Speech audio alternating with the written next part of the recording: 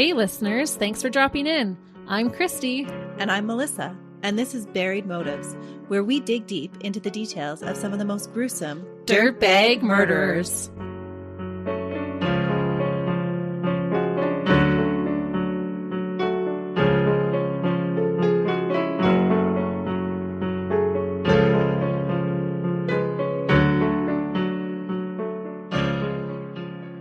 Hey listeners! Welcome back to Buried Motives. We are glad you're joining us this week, and I am excited to hear Christy's case. She's been telling me just little pieces about it, and it sounds like it's going to be a wild ride. I'm actually so excited to tell this case today. And I'm going to admit right off the bat that I chose this case for the most unusual reason. I was doing some other research, and I just so happened to see this woman's name in a list of murderers on the side of the page that I was on. I read her name and I thought to myself, ooh, with a name like that, I have to know her story. I just knew it was going to be juicy. What's her name? Well, I'll tell you. Once I took a look, I knew she would be my next case. I guess you could say she found me, but hopefully not really, because I don't have time to be haunted by a ghostly dirtbag. No, we've had those experiences already. Yeah, it was by chance for sure that I came across it. This woman was described as being Texas's Black Widow. I feel like it has been a while since we covered a Black Widow. So just a little shout out to Melissa's episode on Belle Gunness way back when we just started our podcast. We have covered a few more after that, but it was definitely time for another. And Texas does seem to be a favorite of ours. We love Texas. A Black Widow woman typically means a woman who kills her lovers. In the animal kingdom, a female Black Widow spider will often devour her mate if he is smaller than she is after mating. She gets what she needs from him and then gets rid of him. Sad that this can essentially happen with people as well. I never want to admit it, but I do find it fascinating. It is fascinating. I also thought that this case was timely. Last time I covered a case in California for our most listened from state, and now I'm covering a case that took place in Texas for our second most listened from state. Sorry. That's exactly why I looked in Texas for my case. Really? Yeah. Well, Texas, you're getting double the love. Now there's no excuse that you don't take over that number one spot. That's right. Come on, Texas. But again, shout out to all of our listeners. We appreciate you wherever you are in the globe. So this name, the name of the woman who grabbed my attention is Betty Lou Beets. Isn't that a fantastic name? Betty Lou Beets? Yes. Like beets as the vegetable? Yes. I don't know why, but to me it sounded like the name of an actress from the 60s. Or the imagined tough, blonde, big-haired aunt that could have worked on Schrute Farms from The Office. Hilarious. Her younger pictures looked exactly the way that I thought that they would. I will be sure to post one on our social medias, but I don't know why I fell in love with her name. Surprisingly, there is not a lot of coverage for this case. I was able to find plenty of court documents, but not a lot of media reports. She is referred to as Betty Lou in some, as well as Betty in others. I think she was called Betty Lou by those who knew her, so that is what I will call her. As we often see in the cases that we cover here on Buried Motives, Betty Lou did not have a wholesome or safe childhood. She had to grow up pretty quickly. Betty Lou Beets was born Betty Lou Dunavant on March 12, 1937 in Roxborough, Person County, North Carolina. Betty Lou's father was James, or Jimmy Garland Dunavant. He was also born in North Carolina and came from a large family. I counted 7 siblings on Find a Grave. Jimmy worked for NASA as a machinist and served in the USCC camps. And I believe this is the Civilian Conservation Corps, or CCC, which was a work relief program that gave young men jobs to do during the Great Depression. This was spearheaded by Roosevelt, and the men in this program would be hired to do things like plant trees and construct trails and shelters, essentially helping to shape many of the United States state parks. I read that during this time they planted over 3 billion trees. Oh, wow. Yeah, so her dad was a part of that. It's pretty awesome. Yeah, I learned something new. Betty Lou's mother was Margaret Louise Smithwick. She too was born in North Carolina. I couldn't find as much about her background, other than that she went by her middle name, Louise. Louise and Jimmy had 4 children in total, 2 boys, James and Dewey, and 2 girls, Jackie and Betty Lou. I'll just note that James and Jackie may still be living. Betty Lou's parents have since passed away, as well as her brother Dewey, who went by the nickname Punchy. He died at the age of 47. That's quite the nickname. I know. Everyone in this case seems to have a nickname or went by a different name. So you've got Punchy and then Mrs. Beets. Gonna beat you down? Right? Punchy Beets. Well, no, he wasn't Beets. Dewey passed away not knowing who his sister really was, but Louise and Jimmy died knowing that their daughter was a killer. They were buried side by side with their gravestone inscription reading, "Together forever, married 59 years, we all love you." This may sound all cute, but when Betty Lou was young, her life with her parents was anything but cute and lovey. When Betty Lou was born, her parents were working as sharecroppers on a tobacco farm and already had a 2-year-old son. To say that they lived in poverty would be an understatement. They lived in what was essentially a shack on the property. They had no running water, no electricity, and they didn't even have glass in their windows. I imagine they spent more than one night going to bed hungry and shivering. To make matters worse, it was said that Betty Lou's father, Jimmy, was not very kind and was abusive towards his family. When Betty Lou was still fairly young, I think around the age of 3, her family moved from North Carolina to Hampton, Virginia. Both parents worked in the cotton mills. Jimmy later got a job as a machinist at the Langley Research Center. This new job did slowly begin to help out their financial situation, but it took a while. Soon after moving to Virginia, Betty Lou came down with a severe case of the measles. She spent days running a temperature of 105 degrees Fahrenheit. It was said that her parents did not expect her to live. Did they think she had brain damage from the fever? Possibly, but she did have a more visual effect from it. Betty Lou did survive, but because of her extended fever, she became hearing impaired, a condition that would only worsen for her later in life. That's common with measles. Perhaps because of her difficulty hearing, Betty Lou did not do well academically in school. She said she was hearing impaired and learning disabled without any help. As a child, Betty Lou taught herself to lip read. If she couldn't see people's facial cues, or if they weren't facing her, she didn't really know what was going on. Unbelievably, Betty Lou wouldn't get hearing aids until she was around 40 years old. She said it was the first time she could hear things like water, the wind, the rain, birds, and other things like clocks. She also said she was surprised that certain things even made a noise, like a toaster, your clothes, or when you walk across a carpet. Oh, interesting. I actually love watching those videos when they do the little kids and they put their cochlear implants in for the first time and they hear. Yes. Just those little things that we take for granted, that your pants swishing against yourself is going to make a noise. For some of us, it makes more noise than others.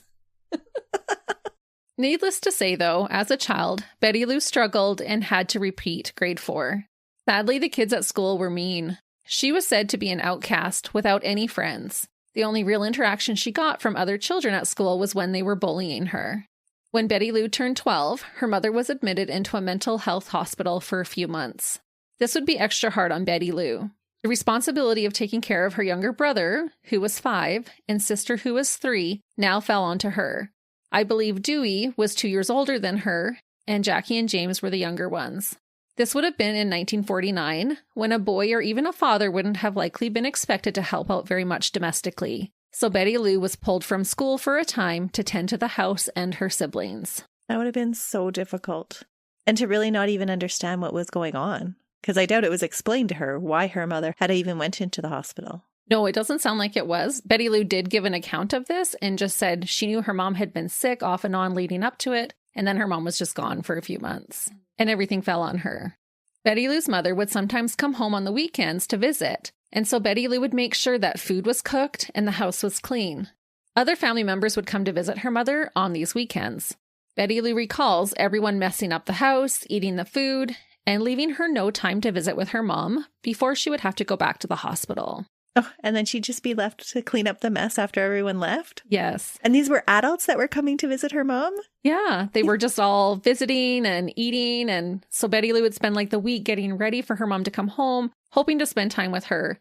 Extended family would come over, kind of overtake the time, and then her mom would go back to the hospital and Betty Lou would be left to do it all over again. It is hard to imagine another woman doing that, not want to help Betty Lou out, to see the situation as it was and not like an aunt or a grandmother or a friend coming over and wanting to help. Right. But when they got there, the house was clean, the food was cooked. They're thinking, oh, they're doing okay. And they're just focusing on Louise, on Betty Lou's mom. It was pretty sad. But that's also Betty Lou's view of the situation, too. Yes. Perhaps from the increased stress, Betty Lou's father's drinking began to increase. With this increase in alcohol consumption came the escalation of abuse towards Betty Lou, and I would assume the other children. Betty Lou said that her father sexually abused her starting at the age of 5. I imagine the frequency of that would have increased as well with her mother being gone. And Betty Lou said that her father wasn't the only one to sexually abuse her. There were others who were close to her that did so as well. Friends or family members? She didn't really say who. And I didn't put this in here, but she had talked about how she hated bath time and, different situations where this kind of thing would happen. So it could have been an uncle, I don't know, just other people that were close enough to her to have access to her, and starting at age 5, which is really heartbreaking. Understandably, Betty Lou would have been looking for the fastest way to get out of Dodge as soon as she could have. At age 15, 1 month after completing grade 9, she found just that, a way to escape her horrible childhood. And I believe that she finished grade 10, but then dropped out of school for good. At 15 years old, in 1952, Betty Lou would get married for the first time. She married a man named Robert Franklin Branson. Betty Lou later said that she loved Robert dearly, and I think he was perhaps the only one that she truly did love. A year into her marriage with Robert, Betty Lou claimed that he began abusing her. The couple separated. Betty Lou took this separation hard and made an attempt at taking her own life. The couple reconciled after this and got back together. Was the separation her idea? I don't think so. Despite the abuse allegation, Betty Lou and Robert ended up staying together for 18 years, minus their little separation period. They called it quits in 1969. Betty Lou said that when Robert left her at the age of 31, she had to figure out how to live without him. In her words, she was uneducated and didn't have any skills per se that she could fall back on. Betty Lou admitted that she started to drink after her husband left. She said she would get her oldest daughter to babysit and go out to hide from the kids. How many kids did she have? At this point, 5. Oh, wow. She said she would go out into the world where her ex-husband was and drink herself to sleep. So she wasn't coping well. After this first marriage, we can see a clear pattern emerge. A pattern where it seems like Betty Lou always needed to be in a relationship. She would go on to marry not just one more guy after Robert. She would marry 4 more. And one of them twice. So she had 5 more marriages after her first? Yes. So 6 marriages to 5 men in total. I wonder if serial marriages is kind of like the years in a marriage and how the first one is like the honeymoon phase, but then they just keep getting worse after that. Oh, maybe. Or not that it gets worse in your marriage every year. Well, I was thinking back to our 7-year itch collaboration. Yeah, you never know. Mind you, her last marriage might have been one of her best ones. Okay. Betty Lou would have 6 children in total throughout these marriages, and at some point, I think fairly early on, she settled in Texas. Betty said that she had 6 children with Robert, but I did read one account that 5 were from him and 1 was not. But don't quote me on that. But I kind of believe that. And it sounds like she might have went through these men quite quickly if she was already 31 when she left her first husband. Right. Well, even if say she's 60, that's still only 30 years for 5 more husbands, 5 more marriages. Oh, we get through 5 more marriages way quicker than that. Oh, really? Yes. And that actually leads me into what I wanted to talk about next. First of all, I'm going to say no judgment. But I did decide to look into this phenomenon of always needing to be in a relationship because she didn't wait very long in between marriages. And it was an interesting rabbit hole. So I am taking you all down this hole with me for a minute. So she just always needed a man beside her. Always. I found an article on the Harley Therapy Mental Health blog that gave 9 reasons why someone might repeatedly rush into relationships. I'm going to very briefly share these reasons. Again, not to judge, but just to give us some understanding of this behavior, because I think more than one of these can apply to Betty Lou. And I will say that not all of these things may be accurate for everyone, so don't come after me if you tend to fall into this category. First, you could be codependent. You find your own self-worth by pleasing others, and often choose someone who you need to, quote-unquote, fix. An example of this would be dating someone with an addiction, thinking you can save them. Second, on the flip side of reason 1, you could be counter-dependent. This type of person actually fears real intimacy. This can make you possessive and demanding and cause you to try to force things along. Third, you might have an anxious attachment style. I think this one definitely applies to Betty Lou. It basically suggests that in order to grow into an adult with healthy relating styles, you need to have a reliable connection or attachment with a caregiver as a child. This may cause you to fear rejection and abandonment, so you jump in with both feet way too soon. The fourth idea I think also applies to Betty Lou. It consists of having a core belief that you have to earn love. As a child, the love from your caregiver had strings attached, and so as an adult, you can get sucked into a relationship faster than you are ready for by trying to earn love. Fifth, you lack boundaries. This means that you have a hard time saying no to other people. You have no limits with your relationship, which can result in you becoming panicked or resentful afterwards. Reason number 6 alludes to not really knowing who you are as a person or having a damaged sense of self-worth. This definitely would apply to Betty Lou. She didn't really get to be a kid. She was bullied and abused and turned into a caregiver before she was even a teenager. This category is common for people who had traumatic childhoods. Number 7 is having ADHD or borderline personality disorder as an adult. ADHD may mean you make decisions quickly without thinking them through completely, and borderline personality disorder can cause you to feel things intensely, and you might rush into a relationship to try and feel safe and avoid rejection. 8th is having an addictive personality. You can actually get addicted to that in-love feeling. It gives you a high, so to speak, so you chase after it. Twitter-pated. Yes. And finally, 9th, you don't have an understanding of what a healthy relationship is. You never really saw or learned what happens in a good relationship. You could have a skewed perspective of what is acceptable, or you could romanticize the idea of love. So many of those deal with the attachment bonds you make as a child and how you navigate and understand them. It's so important. What happens in our childhoods? And we don't often make that connection when we're watching someone in a relationship later. No, it's hard to see a spouse or a partner as a child. Yeah. But I did see you nodding your head a few times as I was reading these out. As a nurse, do you feel like these are pretty accurate? Yeah, but I think that they all stem down to attachment. Right. So different types of attachment disorders. Most of them stem down to attachment. Okay. I just thought it was interesting because as we're going to be talking about Betty Lou and her upcoming marriages, it will maybe give us some understanding as to why this woman was doing what she was doing. So she doesn't kill them all? No. Oh. Well, you said she was a Black Widow, so I was thinking she was going to take off the husbands. Oh, no. Just wait. We are in for a wild ride, but no, she doesn't kill all of her husbands. Within a year after her marriage ended with Robert, Betty Lou married for the second time to a man named Billy York Lane. So this includes the courting time. Mm-hmm. And I thought, how cute would they have been as Betty Lou and Billy? I have a thing with names. I don't know. But you also said that she was drinking a lot at this time. So I'm sure that hastened her decision making. Could be. And sadly, their relationship was anything but cute.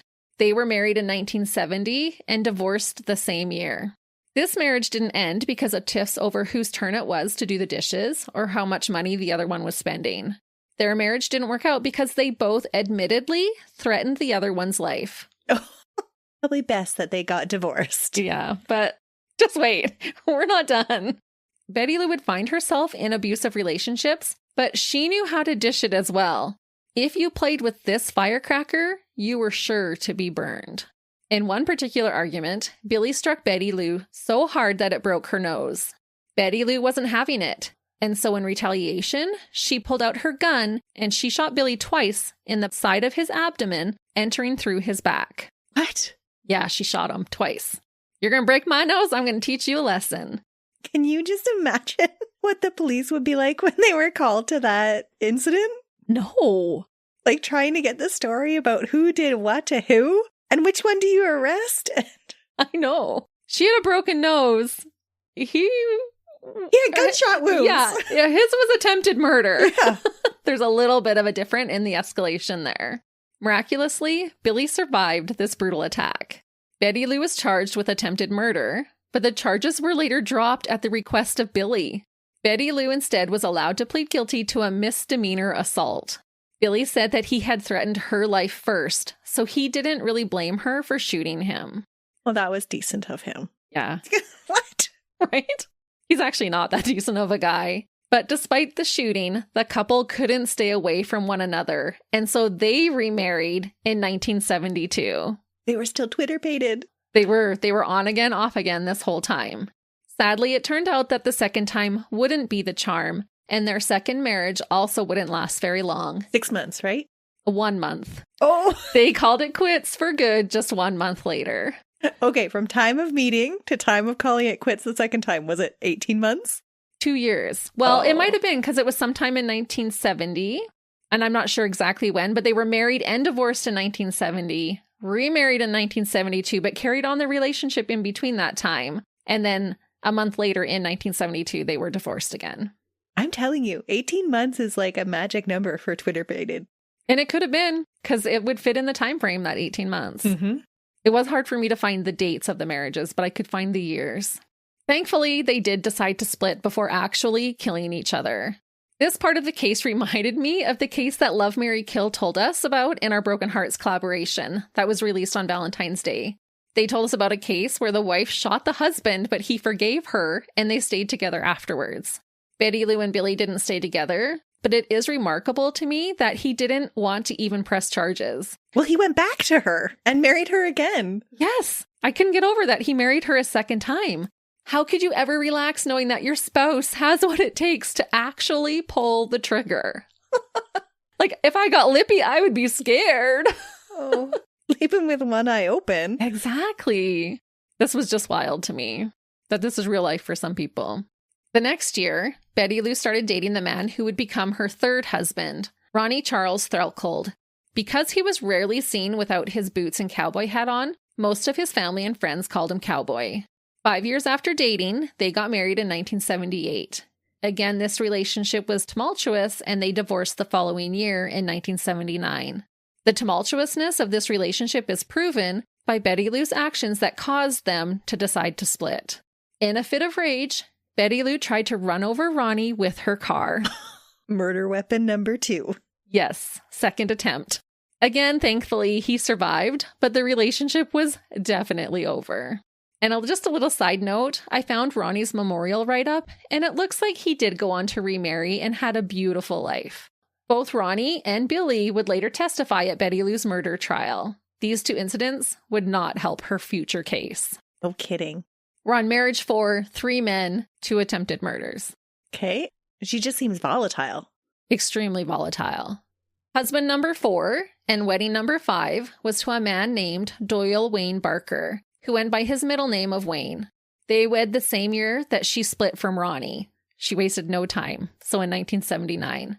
And I was thinking, were divorce proceedings much faster back in the 70s? Because how do you get divorced and married in the same year multiple times? Must have been faster. Or maybe they had less of them to process back then? Nobody was contesting them if they were trying to kill each other. True. This marriage lasted for 2 years until August of 1981, when Wayne just took off. He had had enough of her? Yeah. The following year, in 1982, Betty Lou would marry her 5th and final husband, Jimmy Don Beets. Jimmy Don was a fire department captain, and this marriage would also only last for about a year. At this point, she was living in Henderson County, Texas, near Cedar Creek Lake, called Gun Barrel City, which is in eastern Texas, I believe. That is an awesome name for a city. Right? Gun Barrel? Yeah. Very fitting for Betty Lou. Betty Lou would say that her relationship with Jimmy Don was abusive, like most of the other ones in her past, but this is debated. I actually don't think it was, or not to the degree, at least, that she is saying. On August 6th of 1983, Betty Lou Beets reported her husband missing. An investigation was launched, and Jimmy's boat was found floating near the Redwood Beach Marina on Cedar Creek Lake 6 days after he was reported missing on August 12th. Upon inspection of his fishing boat, authorities discovered his fishing license, his heart medication, nitroglycerin, and his life jacket. Police believe that Jimmy Don had been out fishing and somehow fell into the water and drowned. Some of the pills were scattered on the floor of the boat, so they assumed that maybe he was having a heart attack, and in the commotion of trying to take his nitroglycerin, he fell into the water. Okay, that's all sounding pretty believable. Right? It's a good story. It is, because he did have heart complications. And nobody wears their life jacket, or very few people wear their life jacket while they're boating. Especially when you're a seasoned fisherman. Yeah. He did it all the time. Rescue crews tirelessly searched the water for 3 weeks, but could not find his body. It was said that because Jimmy Don was employed by the City of Dallas Fire Department for 26 years and had relationships with other first responders, the search for him was extensive. They just weren't looking in the right spot. It would take 2 years for everyone to finally know for sure what happened to Jimmy. 2 years of everyone feeling sorry for Betty Lou and her rotten luck with men, mourning with the woman whose husband died in a tragic accident. Imagine their surprise when the truth would finally come out. They would feel so betrayed. You really would. Even just as a neighbor who kind of knows her, you would be like, what the heck? Well, because you would feel so sorry for her. Right. Yeah, it would be, like you said, a betrayal. And she almost got away with it.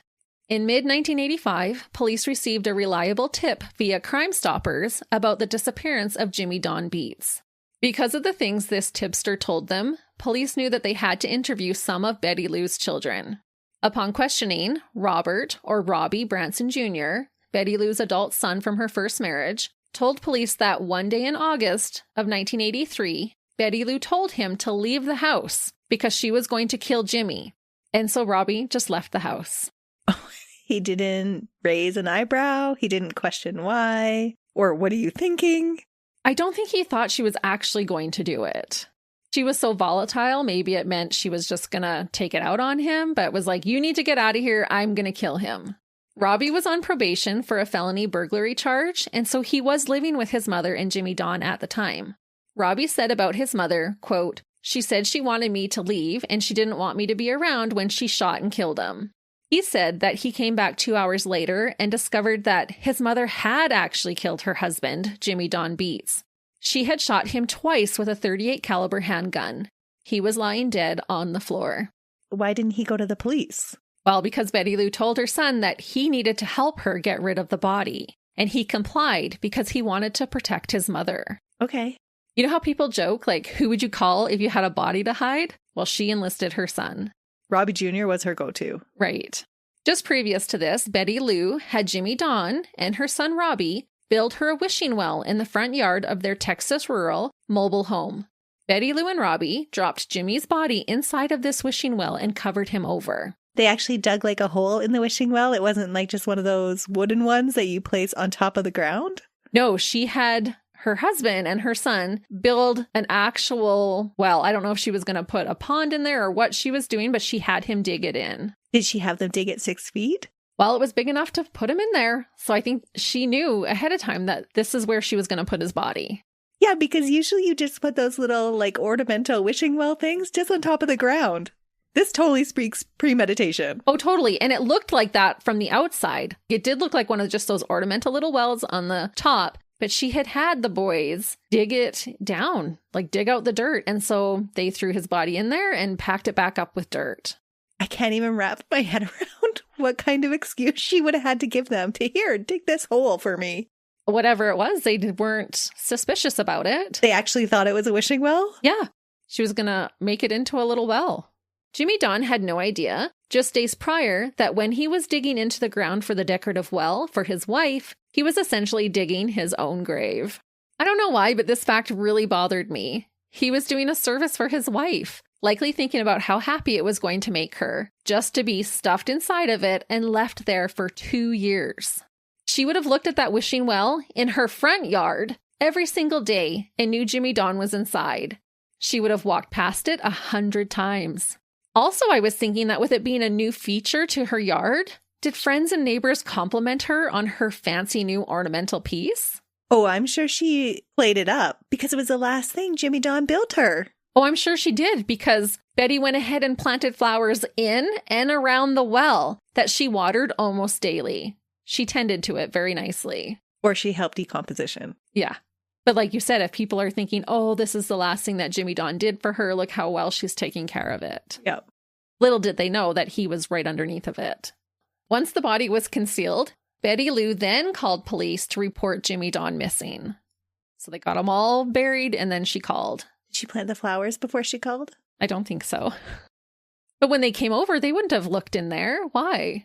Because who digs a 6-foot hole underneath an ornamental wishing well? They probably didn't even look underneath it. They probably didn't even look into it. It's not like you need a foundation for it. No. The ground would have been disturbed.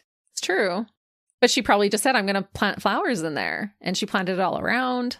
It was wild to me. But police were not thinking foul play at the time. They thought he fell off his boat. It looked like it made sense. She had attempted to murder 2 other people prior to this. That's true. The day after burying her husband, Betty Lou enlisted her son's help once again. She gathered some of Jimmy's heart medication and scattered it in Jimmy's boat, along with his fishing license. Betty Lou had Robbie take the propeller off of Jimmy Don's boat, and together they abandoned it in the lake. When Betty Lou reported Jimmy Don missing, she told the police that Jimmy Don had gone fishing and never returned home. She also told police that Jimmy Don was having boat trouble leading up to this day, essentially setting the stage and planting the idea that Jimmy Don had fallen victim to a terrible mishap. Oh, can you just see her acting all concerned about, oh, he went out on the boat and he's been having trouble with it. I'm so concerned about where he is. Yes. And they had no reason to believe otherwise. Like I said, I don't think domestic violence was a big issue with this relationship. And this is a fire captain. They're not thinking that there's anything awry. They know him personally. Because otherwise, like, you might know, like, oh yeah, he's got a crazy wife, right? Mm-hmm. So I'm thinking to myself, at the fire hall, they would know he had a crazy wife. That's what I mean. And nobody was really thinking that. So that's why I don't really believe when she says, like, he was abusive. And her daughter says he wasn't. Okay. So I really don't think that he was. In court, Robbie said he stayed quiet for so long to try and protect his mother. However, to protect himself, he did testify against her in court. Robbie said that he had only told one person during the 2 years of silence, his ex-common-law partner, who also didn't tell anyone. He finally told the truth because it was weighing heavy on his conscience. So when they approached him, he just let it all out. He had obviously been thinking about it a lot then. It had been weighing on him a lot. I'm honestly so shocked that they didn't get caught right away. Not that the police didn't figure it out right away, but that no one saw them do these things. They buried him in the front yard and disposed of his boat. How did no one see anything? Betty Lou must have been a good actress, because when the police did find his boat 6 days later, she had to go to the marina to identify his boat and the contents inside of it, and no one found her suspicious. So like you said, she was a good actress. After Robbie's confession, Betty Lou was apprehended by the Mansfield Police Department and taken to the Henderson County Jail on June 8th, 1985. Unsurprisingly, a warrant was immediately issued, and Betty Lou's property was thoroughly searched. Authorities dug up the wishing well and found the decomposed body of Jimmy Don Beets. However, that is not all they found. To everyone's surprise, a second body was found in the yard. What? In the same wishing well? No, in the backyard. Like, how big is this wishing well? No, it's not. Both bodies were transported to the Dallas Forensic Science Laboratory, where it was confirmed that Jimmy Don was buried in the well, and it was discovered that the other person buried in the yard was none other than Betty Lou's fourth husband, who had supposedly taken off, Doyle Wayne Barker. Had she lived in this one place the whole time? Well, she had lived in here with Wayne as well as Jimmy Don. Doyle Wayne Barker went by Wayne, so that is what I will call him moving forward. He never took off in the first place. He didn't. His remains were found buried underneath a storage shed in the backyard. So they were really searching. What led them to the storage shed? Had her son helped her with that murder as well? No, I think they were just doing such a thorough search that they found him back there. They just started digging everything up. Like you said, maybe they looked into her past. Oh, you had 2 attempted murders? Let's just see what else we can find out here. And the next husband went missing? Well, had taken off. Right. Both husbands had been shot in the head with a .38 caliber handgun. Experts could not say with 100% certainty that both men were killed with the exact same gun, but they were fairly certain. Wayne was shot 3 times and Jimmy Don twice. And here is a fun fact. A .38 caliber gun had already been seized by the police from the Beets' residence during an incident after the murders. Police just didn't know at the time that it wasn't just any gun, that it was in fact a murder weapon. Why had they seized it? It just said an unrelated incident. Okay. So I'm not sure. I couldn't find any police reports on that. Although not proven, it is highly believed that both men were killed with this gun. Robbie was asked what he knew about Wayne's death, but he did not live with his mother when she was married to Wayne, and he had only met him once, so he honestly had no idea. That being said, Betty Lou did have a child who knew exactly what had happened to her mother's 4th husband, her adult daughter, Shirley Stagner. Both Robbie and Shirley testified against their mother during her trial, and both admitted to helping dispose of the bodies. Oh. So it was Shirley who had helped her with Wayne. Who was the next child going to help her dispose of the next husband? Yeah, you're probably right. Betty Lou's trial for Jimmy Don's murder began on July 11th, 1985, in the 173rd District Court of Henderson County. Betty Lou pleaded not guilty of the charge of murder for remuneration and the promise of remuneration, and actually blamed her children for both murders. What? She totally tried to throw them under the bus and said that it was her kids who killed her husbands, and basically that explained why they knew so much about it.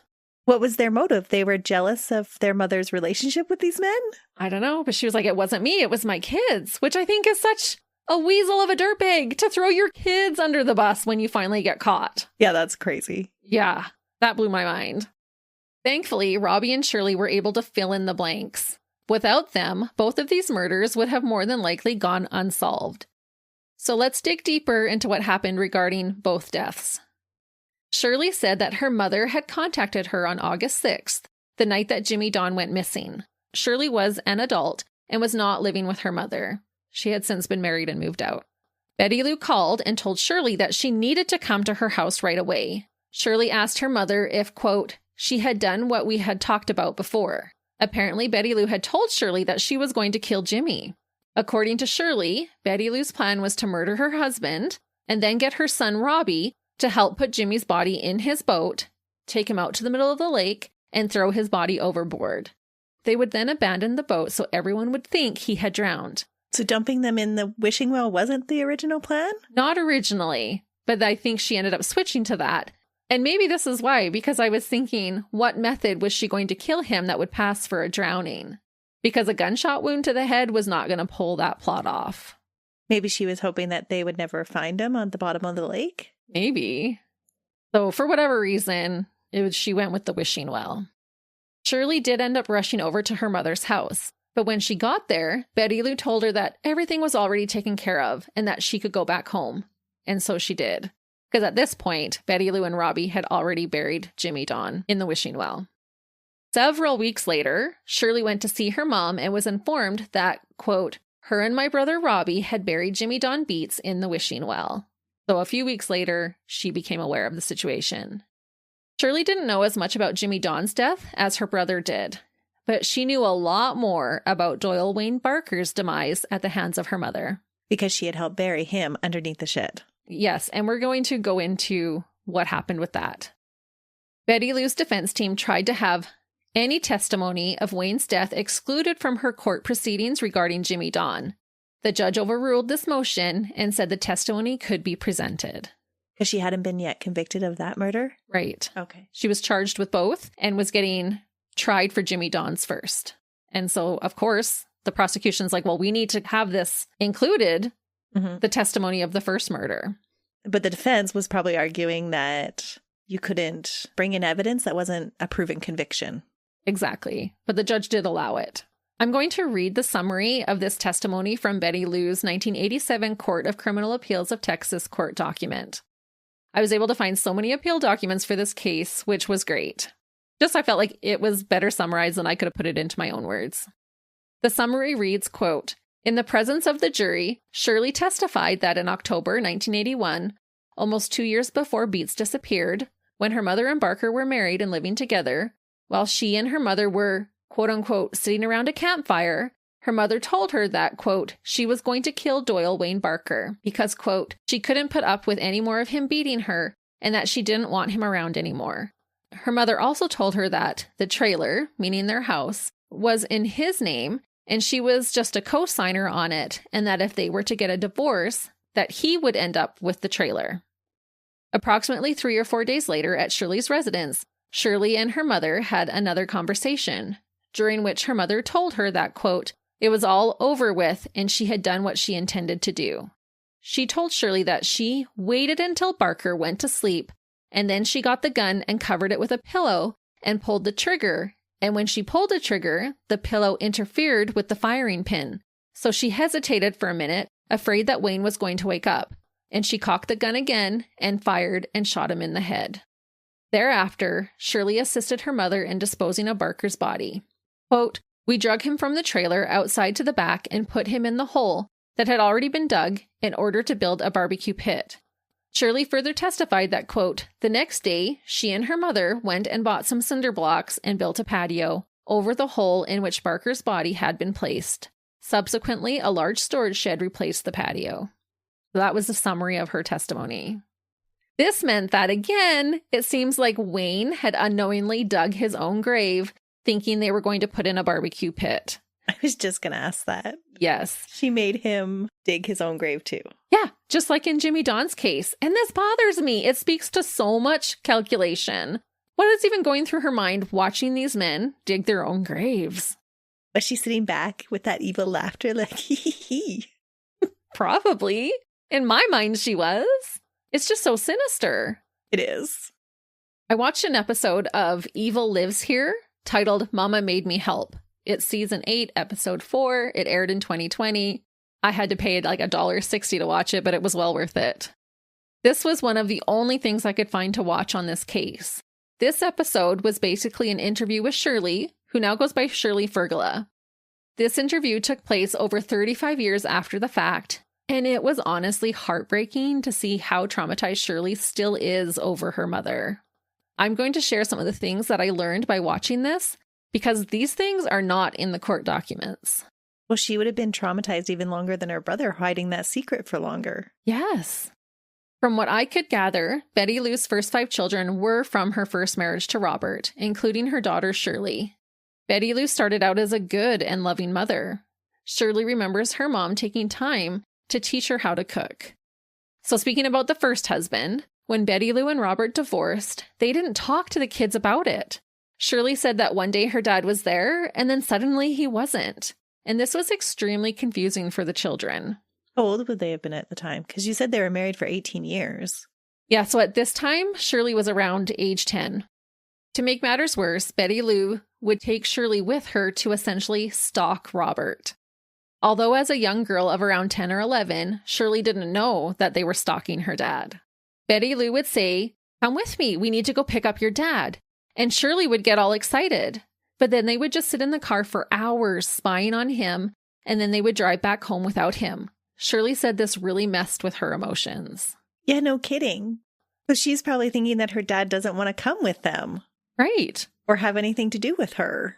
Her mom wouldn't let her get out of the car. No, we're just going to wait here. She can see her dad, but he doesn't ever come home with them. That would be difficult for a child. It would. Especially when the situation hasn't been explained. Right. Just like, oh, come on, let's go get your dad. So she's like, yes, dad's coming home. And then she was too young to really process what actually was happening. And was Betty Lou abusive towards her children? She was. She just so happened to leave that out, but Shirley fills us in. It was at this time that Shirley noticed this change in her mother. All of a sudden, Betty Lou began dressing provocatively and would have men at the house 2 to 3 times each week. Eventually, Betty Lou stopped bringing the guys home and would go to them. Shirley said that her mom would buy them some groceries and leave them some cash and then take off with different men, sometimes for a week or 2, leaving them home all alone.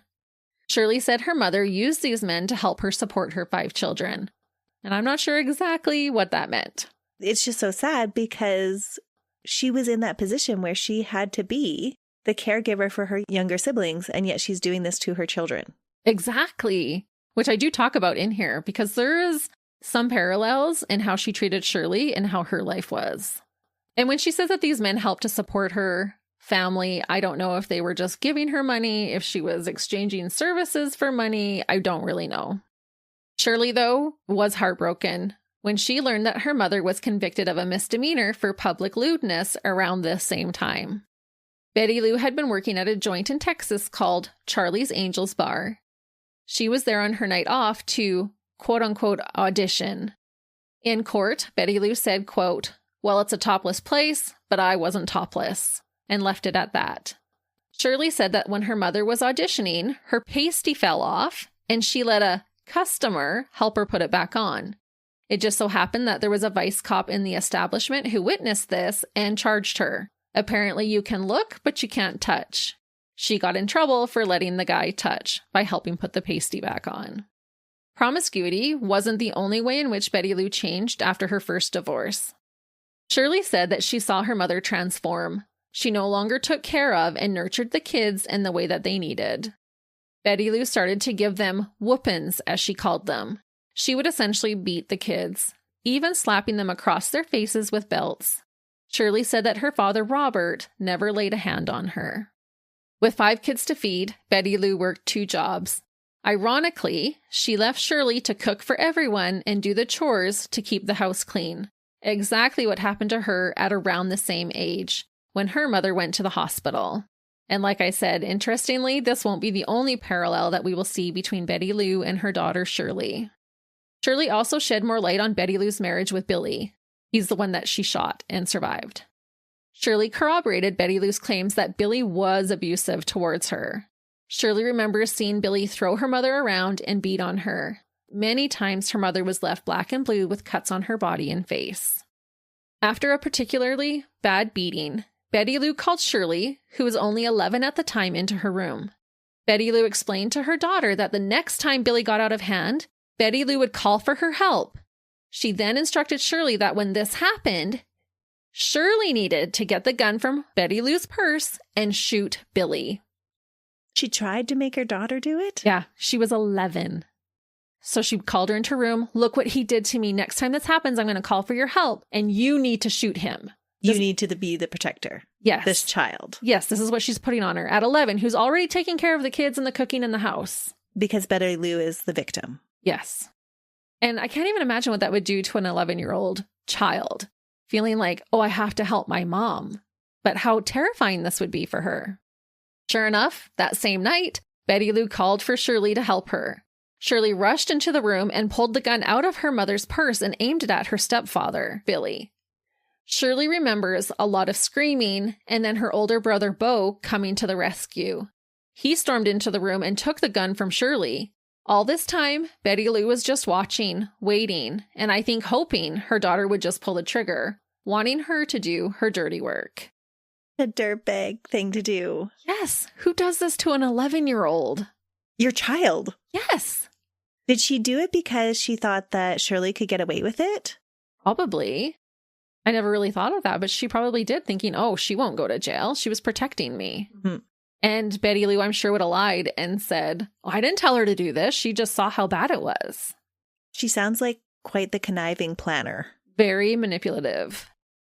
Later in the interview, Shirley speaks about the hard realization it was when she realized that her mother never really cared about her. And after hearing about her childhood, I think she's sadly right. As I mentioned, Betty Lou did end up shooting Billy herself. They would be on again and off again even after that shooting. Shirley said she remembers one night being awoken from bed by the sound of gunfire. She jumped up and ran to her window because it sounded like it came from outside. She saw Billy laying on the ground and could hear him moaning in pain. Shirley ran downstairs to her mother, and all her mother told her was to go back to bed, and so she listened. So she remembers the night that Billy got shot. Shirley left her chaotic, abusive home at the first chance she could, again mirroring her mother's footsteps. At age 14, Shirley moved out to marry a boy who had asked her. She said she was already having to live like an adult, so she might as well be one. Sadly true. And Betty Lou, even though this is what she had done, she was irate when she learned of her daughter's decision. She belittled her and told her no one would ever love her. She also tried to hurt her by telling her that Robert wasn't even her father, that Billy was. But this wasn't true. She's just trying to inflict pain. She's become the bully? Yeah, to her children, which is disgusting. When Betty Lou married her third husband, Ronnie, Shirley recalled a time when she went to their house in Rockwell, Texas, to see her mom. Her mom wasn't home, so she sat at the table and was talking with her stepdad. He offered to give her a ride to work. Betty Lou came home and saw the two of them sitting at the table together eating breakfast. She gets jealous? She does. She lost it and immediately accused the two of having an affair. She called her daughter vile names and again told her how worthless she was. During this interview, Shirley gives more detail on what happened regarding the murder of Doyle Wayne Barker. Again, she said that Wayne would beat her mother. She said he was mean, he was a drunk, and he was a womanizer. One day, Betty Lou showed Shirley pictures of some of her injuries at the hands of her fourth husband. He had even broken 2 bones in her arm. Betty Lou told Shirley that she had decided to kill Wayne. She asked Shirley to babysit her younger brother for the weekend so that he would be out of the house when she did it. Shirley said that she felt sick to her stomach and was in denial, but she took her little brother. So again, she's premeditating this. Mm-hmm. The next day, when Shirley woke up, her mother was inside her home on her couch. Betty Lou told her that it was done and instructed her to meet her at her house at midnight. And why wouldn't you go? Because she's just murdered somebody. Exactly. You would fear for your own life. And that's what Shirley said. She said she was terrified. She said she was worried about what her mother would do to her if she didn't show up. And so she did. When she got to her mother's house in the middle of the night, her mother showed her what she had done. Betty Lou, after killing her husband, wrapped his body up in a sheet and then in plastic. She then stuffed his body inside of a blue sleeping bag. Over 3 decades later, Shirley said she is still haunted by the sound that Wayne's head made as it hit each step as they drug him down the stairs. Oh, that's creepy. It still haunts her. Betty Lou just told Shirley that Wayne got what was coming to him. Nobody deserves that. The 2 drug Wayne out into the yard and buried him. Shirley felt sick and got blisters from the shovel. As the sun began to rise, Betty Lou sent her daughter home and said that she would finish the rest. After this, Shirley tried her best to just block out the memory of what happened. She was terrified. When asked about Jimmy Don, Betty Lou's 5th husband and 2nd murder victim, Shirley said that Jimmy Don was probably the nicest person she ever met. And this is why I question the abuse allegation. She said he was kind, generous, and soft-spoken. From what she could see, Jimmy Don was good to her mother. Betty Lou insisted that there are lots of different ways to abuse someone and told her daughter that she was going to kill Jimmy Don. When Jimmy Don went missing, Shirley confronted her mother about it and said that she still has tremendous guilt over not doing anything to stop it. Part of her didn't think it would happen. These secrets ate Shirley up inside, and so one night, after getting drunk with her younger sister and her younger sister's husband, Shirley spilled the beans. She told them everything. I just can't imagine how this would have been tormenting her. Good for her for finally doing it, though. Yeah, she just needed some liquid courage to do it. It was her sister and brother-in-law who went home and called in the tip to Crime Stoppers. They were the reliable source. Okay. So Shirley finally tells a younger sibling, and she's like, yeah, no, I'm going to go to the police. Like, this isn't okay. I thought it was Shirley that went to the Crime Stoppers. No. Shirley was too terrified to turn on her mom, but she did end up telling her little sister. When police apprehended Betty Lou, she blamed Shirley and Robbie.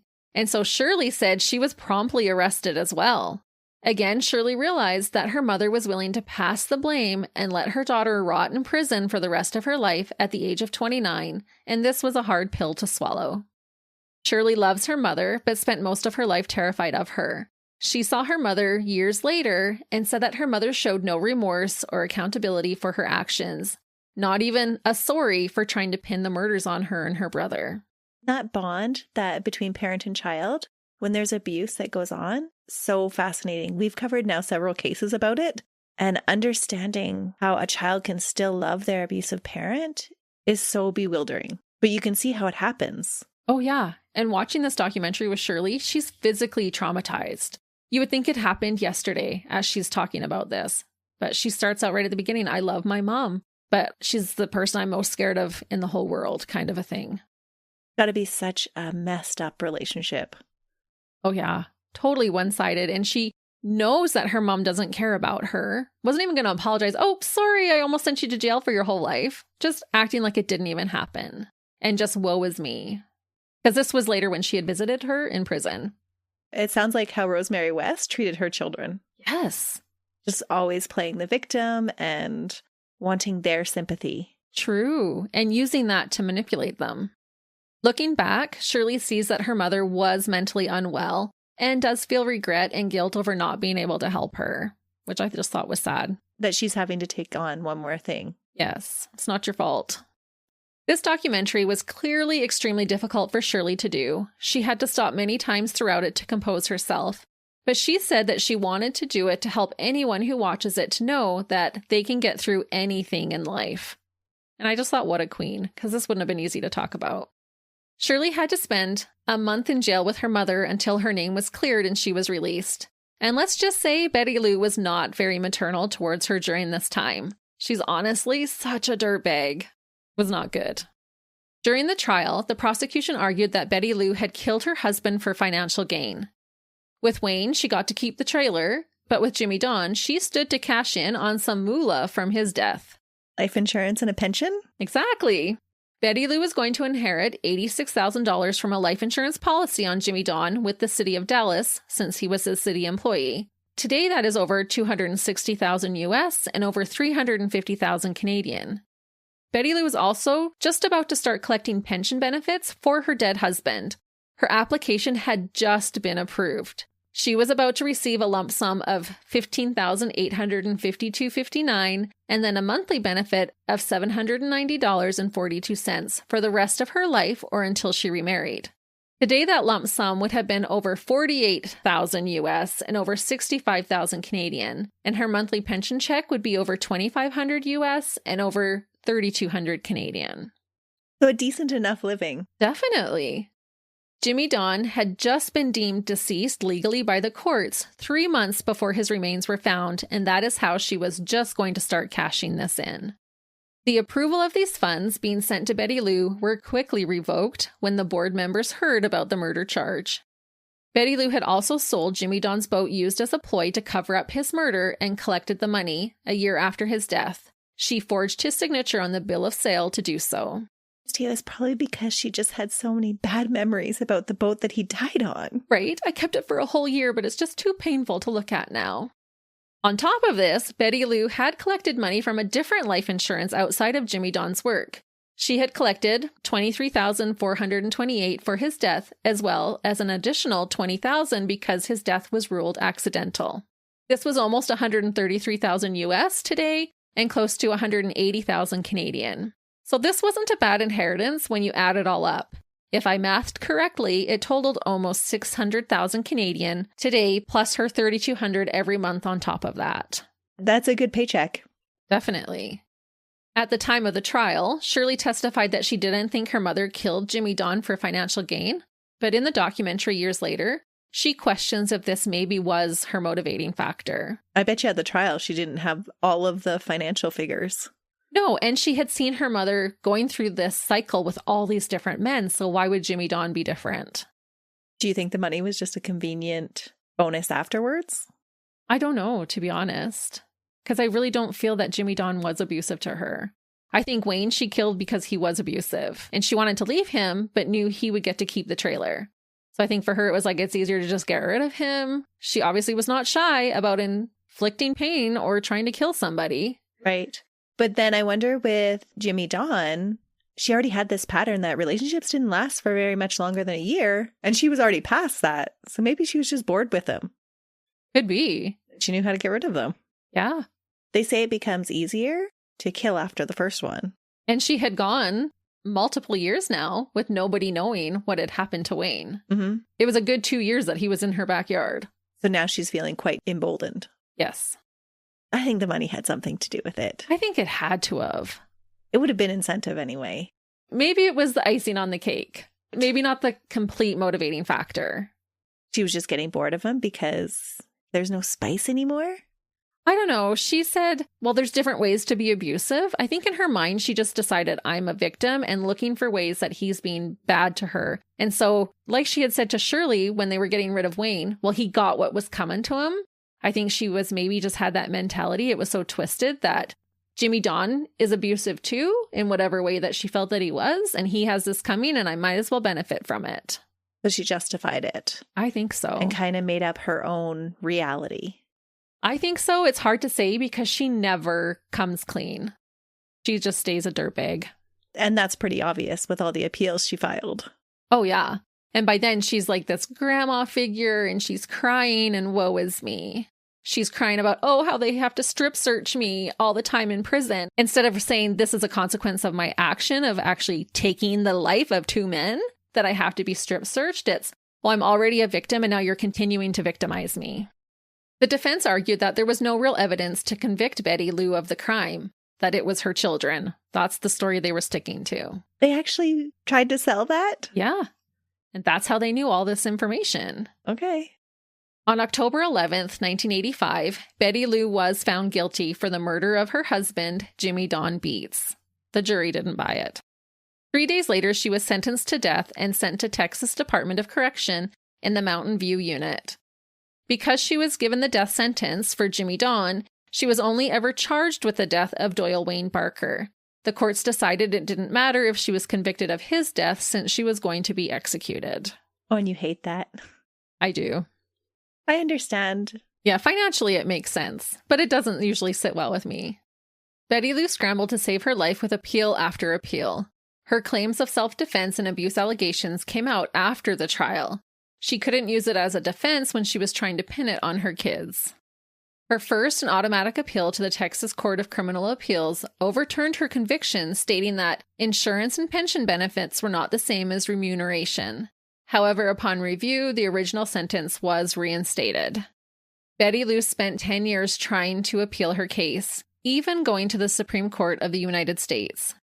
Grasping at any hope that she could, Betty Lou even petitioned Texas Governor George W. Bush, just a year before he became president, to stay her execution, but to no avail. Bush did not believe that Betty Lou had killed Jimmy Don in self-defense. And she hadn't. It was clearly premeditated, as was the death of Wayne. Her execution date was finally set for February 24th, 2000. Betty Lou denied any request for a final meal, and when asked if she had any final words, with the viewing room filled with loved ones of the men she had killed, she denied the opportunity to say anything. At 6:18 p.m., Betty Lou Beets, at the age of 62, was put to death by lethal injection at the state prison in Huntsville, Texas. Betty Lou was cremated, and her ashes were scattered on top of her mother's grave. Her execution came down to the wire. The U.S. Supreme Court declined to intervene only an hour before her execution, and Governor Bush declined a grant to stay just minutes after that. This waiting time must have been tense for Betty Lou. A prison spokesman said that during this time of waiting, Betty Lou wrote letters, read her Bible, and visited with the prison chaplain in a holding cell near the death chamber. Earlier that day, Betty Lou's attorney told CNN about his client, quote, "She's very scared. She doesn't want to be strapped down to that gurney all alone." Betty Lou was the fourth woman executed in the United States since capital punishment was reinstated in 1976, and the second woman executed in the state of Texas in that same time period. Some people refer to Betty Lou as the grandma killer because at the time of her death, she had multiple grandchildren and great-grandchildren. Many feel like Betty Lou was a victim of abuse and should never have been executed. I agree that she had been abused throughout her entire life, but I also feel like she murdered Jimmy Don Beets in cold blood. In a dramatic plea before her death, pictures of Betty Lou, badly beaten, were released with the words, quote, "What my husband started, Texas will finish." Her actual quote for this was, quote, "My time is running out, and the state of Texas will pick up where my husband left off. While the Texas law enforcement out there did nothing to help me, it is now legal for them to finish the job." A bold statement. Ah, and the picture was her showing, it looked like strangle marks under her chin and neck. Human rights experts from the UN protested that the prolonged abuse that Betty Lou suffered had an effect on her state of mind and actions. They also asked George Bush to grant her a stay of execution. Bush had actually received well over 2,000 phone calls and letters in total requesting his help in Betty Lou's case.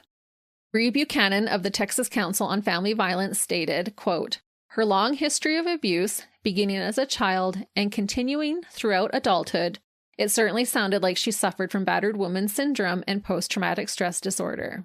Betty Lou was quoted saying, quote, "I really believe that to kill me is to tell every battered woman and child, every abused woman and child, that there is not a chance, that there is no end but death, that we can't fight back." Betty spoke about how in her family there were now 5 generations of abuse towards women and it needed to stop. And I will just say that Doyle Wayne Barker was 41 years old at the time of his murder. I definitely believe that he was horrendous to Betty Lou, but I'm not sure I believe that Jimmy Don Beets, who was 46, was. Jimmy Don was described as a kind man, a U.S. war veteran who had served in Korea. These two men, Betty, also could not fight back. About Betty Lou's execution, Jimmy Don's son said, quote, "I ask that God be with her family. Now she knows what we feel like." And that is the controversial case of Texas's Black Widow, who tried to kill 2 of her husbands, stalked another one, and was ultimately executed for killing 2 of her other husbands. The tumultuous dirtbag with a fantastic name, Betty Lou Beets. Wow, Christy. She stood up to her name for me. But I can see why it would be so controversial. It did spur a lot of debate in the media afterwards, if she should have been executed or not. And there was a lot of people that felt very strongly that she shouldn't have been. It just goes to show how much impact family violence has on our society as a whole when it's not dealt with. Oh, absolutely. And it's just really sad that that cycle can continue, like Betty Lou said, for 5 generations. It is really sad when the cycle continues. And unfortunately, that's what we see with so many of the dirtbags we cover. True. And be nice to your kids, because you could raise a murderer if you're not. But sometimes doesn't matter how you raise them. That is true, and we've seen that before as well. And with that being said, tune in next week when Melissa will bring us another case. With another dirtbag. Until then, see ya. Bye.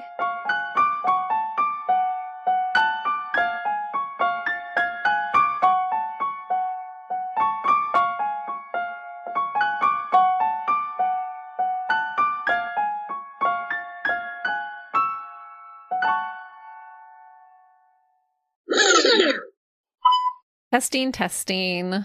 Oh, people. We're always like, it's been a day. It's already been a day.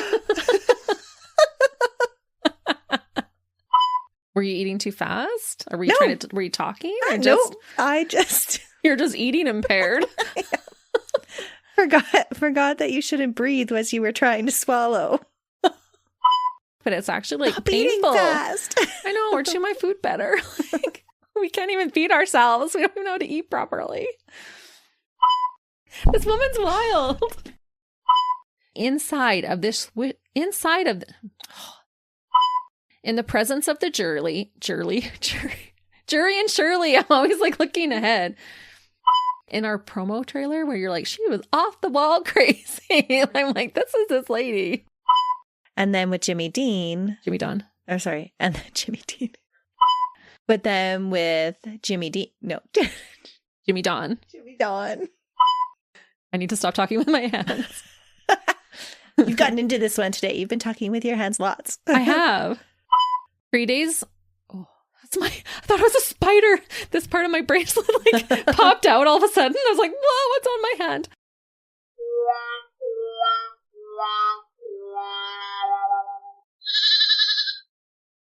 Another Sound Off Media Company podcast.